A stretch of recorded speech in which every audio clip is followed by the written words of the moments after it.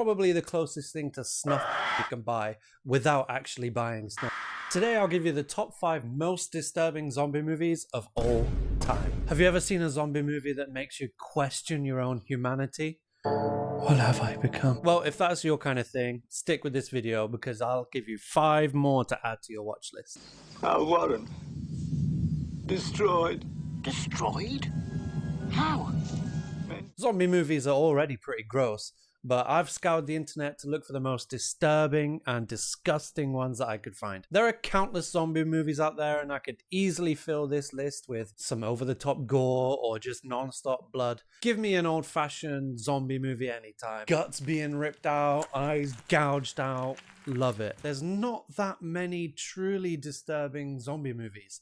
If you can look past the obvious blood and guts and terrible pain and violence and endless suffering, but the ones I did find are very disturbing. If you've got a weak stomach or you're mentally fragile, maybe give this video a miss. There will be spoilers.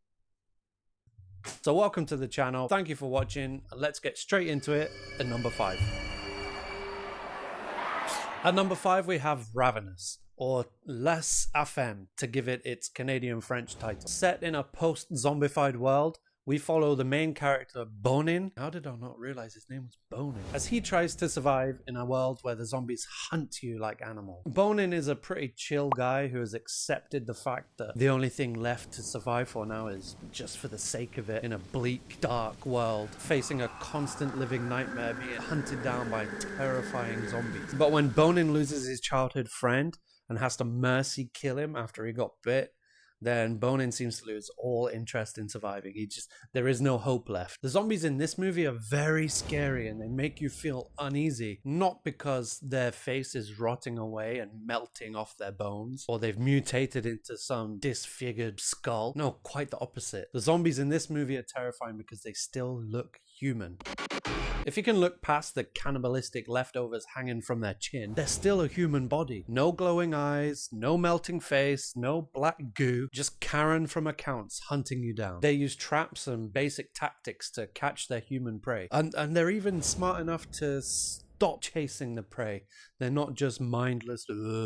When they realize that they're not going to be able to capture their prey, as if, for example, if they're speeding away in a car, the zombies just stop and just stare and wait for their next opportunity, just biding their time until the next human comes along and falls into their trap. But aside from this nihilistic impending sense of inevitable pain, what I find particularly disturbing about this movie is the screams that the zombies make. Oh, the screaming. The screams really add to that sense of hopelessness of the movie. It reminds us that they are the hunters and we are the prey. And the screams they use to terrify us puts us in our place. And it's horrifying not because it's loud, but again, because it sounds human. There was one scene in particular that just gave me the shivers. It was just a flyover of a forest, and I began to feel like, fucking, am I in hell? Overall, this is a very intense, authentic feeling movie that is best watched in the dark, by yourself, with headphones in, full surround sound, whatever you get. Focus on the audio for this movie and you will feel chill in your bones. Talking of being by yourself and all alone, that brings us on to number 4, Cargo. An Australian movie with British actor Martin Freeman, based off a YouTube short that became incredibly popular. We see Martin Freeman play the role of Andy, a father doing everything he can to help his daughter survive in the Australian desert long enough to make memories of her own. Zombie apocalypse are already not the happiest of places, unless you're a psycho who likes to just go and annihilate innocent bodies. Are zombies innocent? Cargo takes the bleakness of Ravenous and dials it up to 11. The film is incredibly depressing. It gives me vibes of The Road. But watching this movie, it feels like the director wanted to make a film as hopeless and depressing as possible. Every time we think something good is gonna happen for the protagonist, there's a hellish equalizer around the corner that drags us back into reality. There is not a lot of zombie action in this movie, but it's full of effective and deep storytelling. And there are some new ideas and angles on the zombie theme in this movie. The reason that this movie is disturbing is, like I've said, the sheer hopelessness and how depressing the whole situation is. The desperation of a father not knowing what's going to happen to this baby, but he just cannot have this baby die before him. He will go to all lengths to just give the baby a chance. This movie might be a tough watch for new parents. Please don't hurt my baby. At number 3, we have a unique found photo horror documentary, Savageland.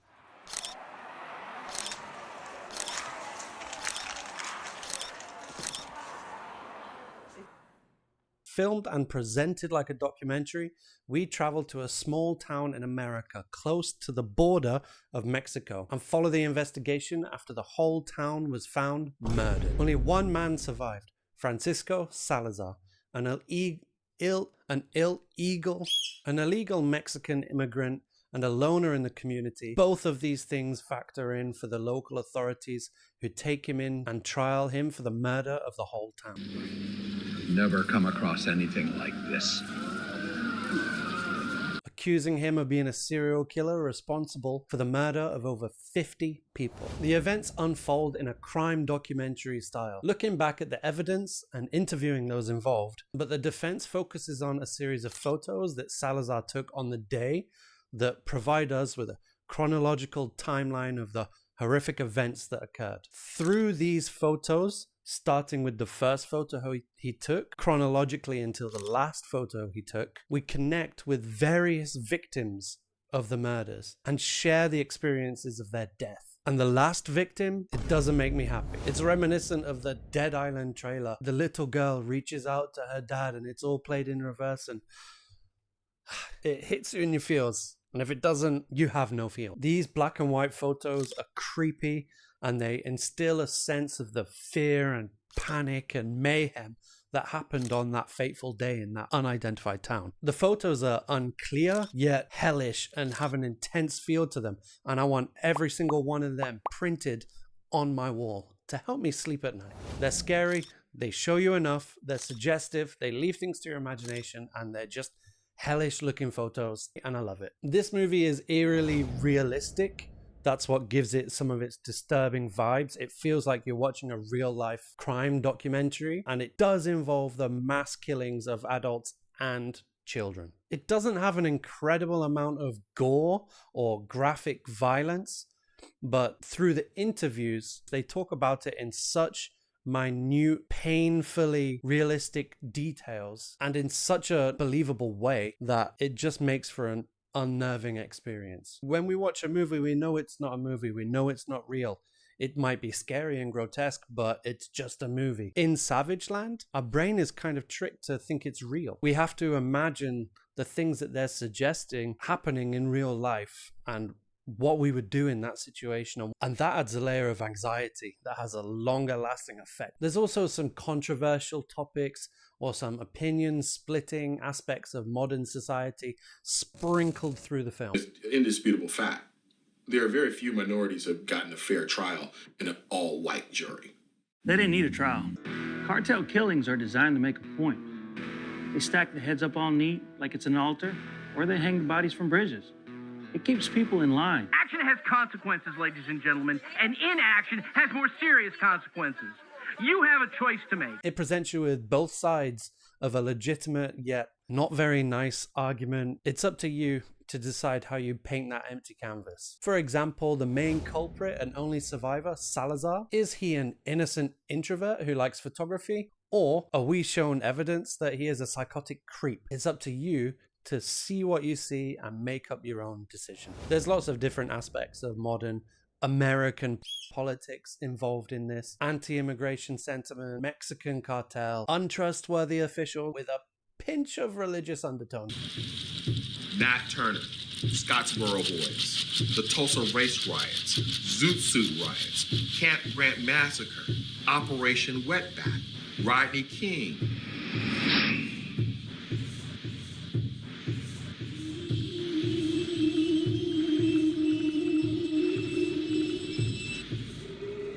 Cast aside your first thoughts and consider your opinion after every line of this movie. Grace is gone. Where is Grace? Other movies have left me with a sense of, oh yeah, that was gross. But this movie left me with a sense of, oh my God, what would happen if this actually happened. And that's what makes this movie disturbing for me. It takes what we see every day on the big screen, on our phones, in media, but throws it back at us like, yeah, but what if? What if it really happened?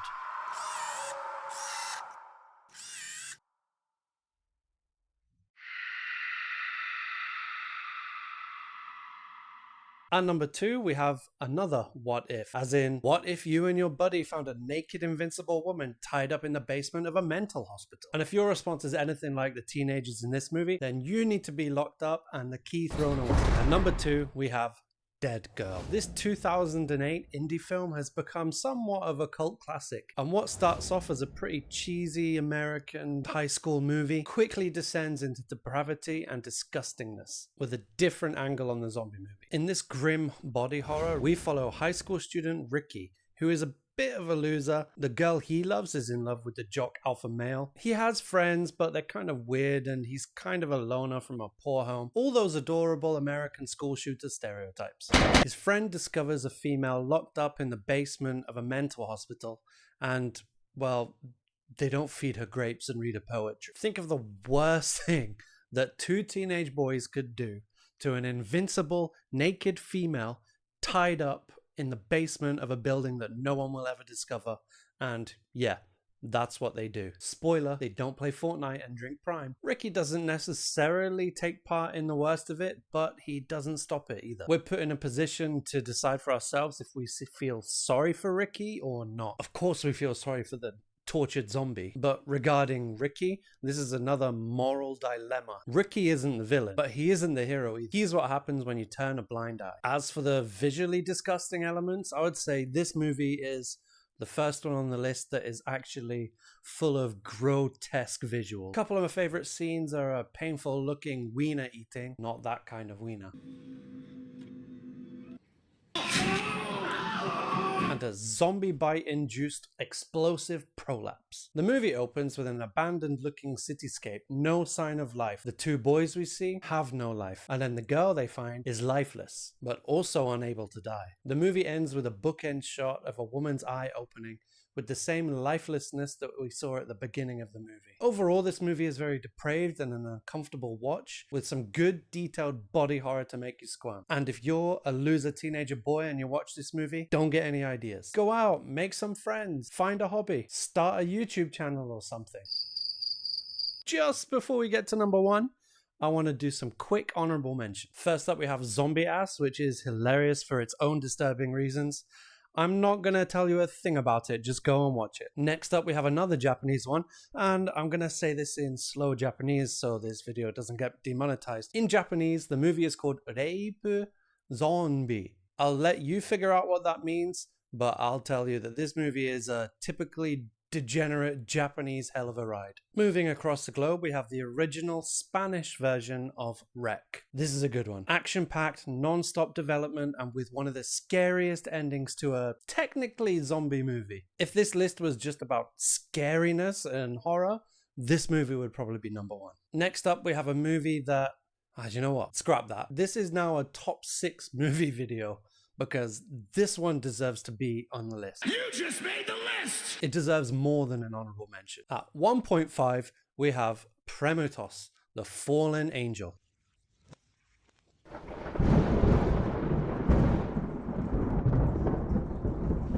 As you've just seen, I was going to just have this movie as an honorable mention alongside Brain Dead, Dead Alive, because both of these movies have an intense amount of gore for any disturbing horror movie lover out there.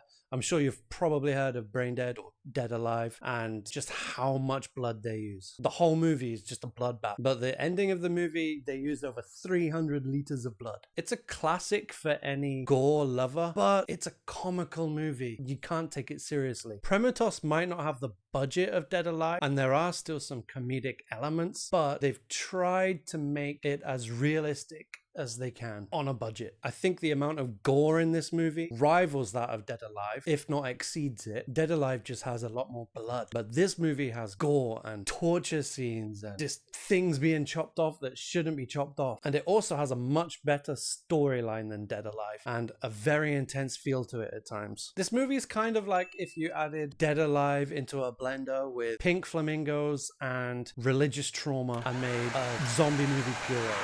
This is what you would get. Each gore scene is different and they've got creative in how they tear apart the zombie bodies without it being overly comical. But there is quite a lot of chopping off of hands though. I don't know, maybe this movie was made in the Middle East.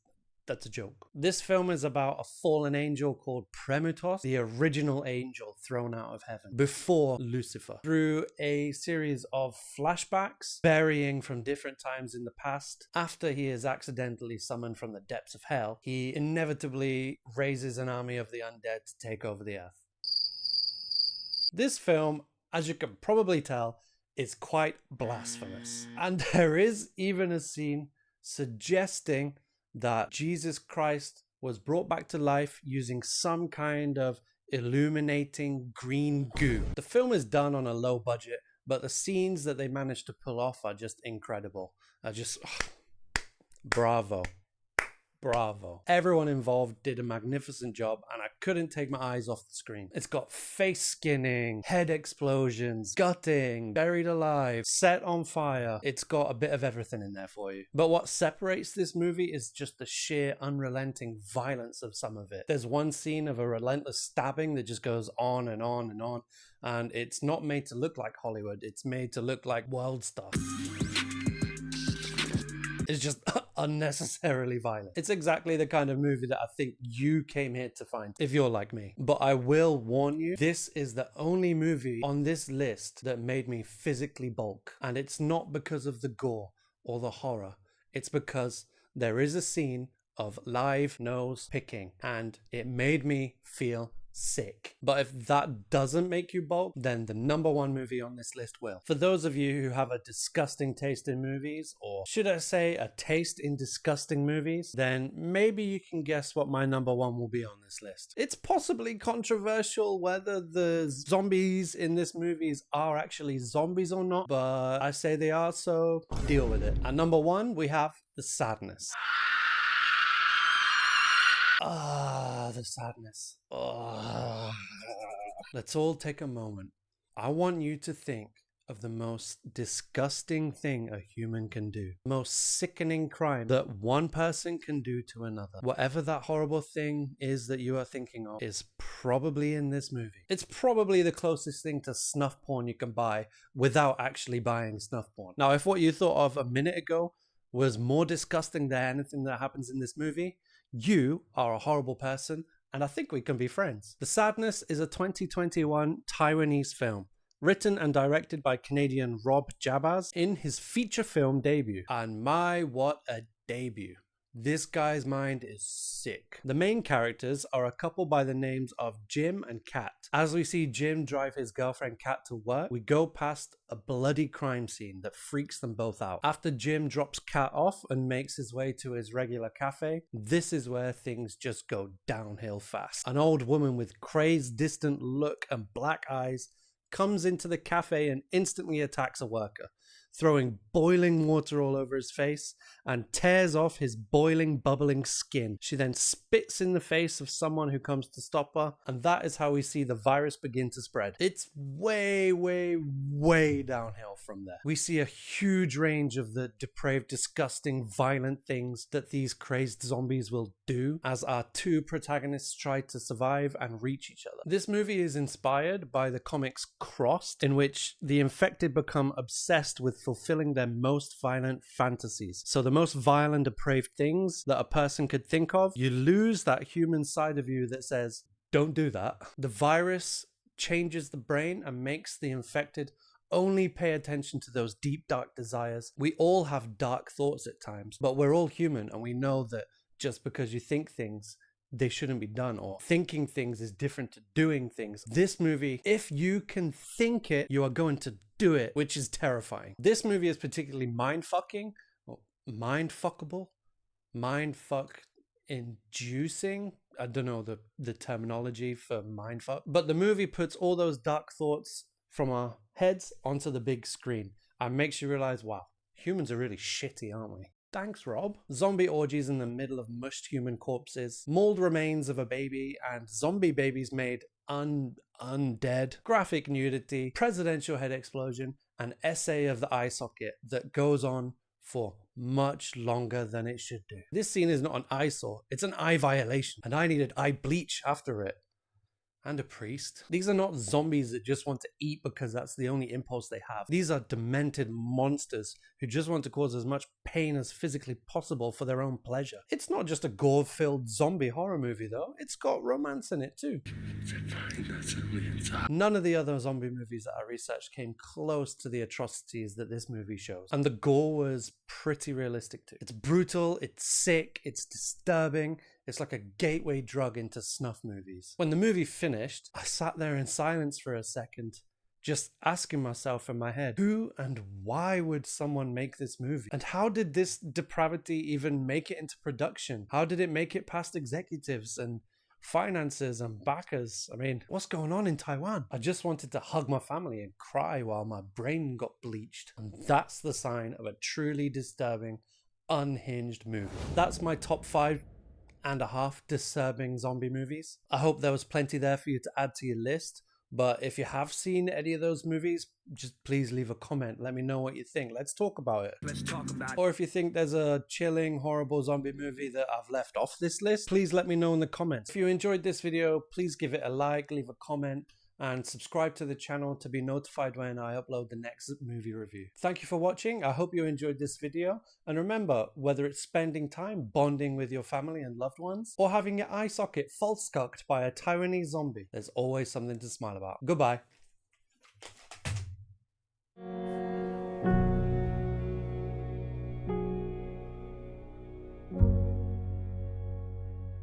Pretty good. You know,